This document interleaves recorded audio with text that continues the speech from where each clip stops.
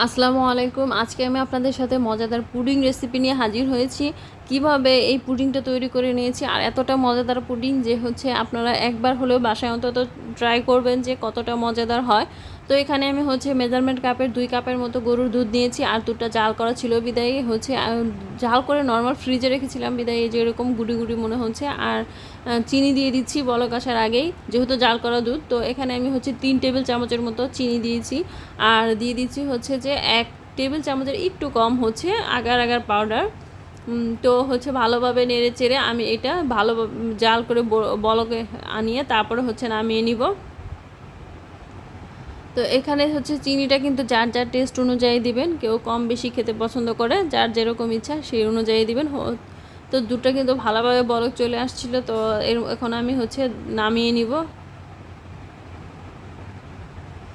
আর এখানে অন্য একটা পাত্রে আমি কলা সাজিয়ে নিয়েছি, যেটার মধ্যে আমি পুডিং সেট করব। তো কলা সাজিয়ে নেওয়ার পরে যে দুধটা হয়ে গিয়েছিল সেটা নামিয়ে নিয়েছি।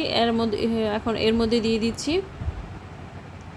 আর দিয়ে দিব আম। যেহেতু বাজারে আম চলে আসছে, আর এখন তো আম সারা বছরই পাওয়া যায়, এটা বলতে হবে না যে সিজনাল লাগবে, যে কোনো সময়ে করে নেওয়া যায়।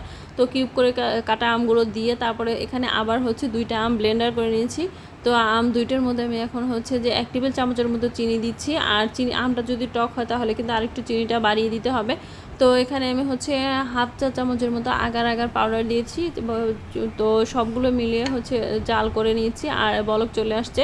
তো হয়ে গিয়েছে, নামিয়ে আমি পুডিংয়ের যে বাটিটা সেটার মধ্যে ঢেলে দেবো। আর ঢেলে নেওয়ার সময় আমার ক্যামেরাটা অন ছিল না, আমি অন করতে ভুলে গিয়েছিলাম। তো সেট করে নিয়েছি, দেখুন কতটা সুন্দর হয়েছে, মাশাল্লাহ, আলহামদুলিল্লাহ, অনেক সুন্দর হয়েছে। Thank you.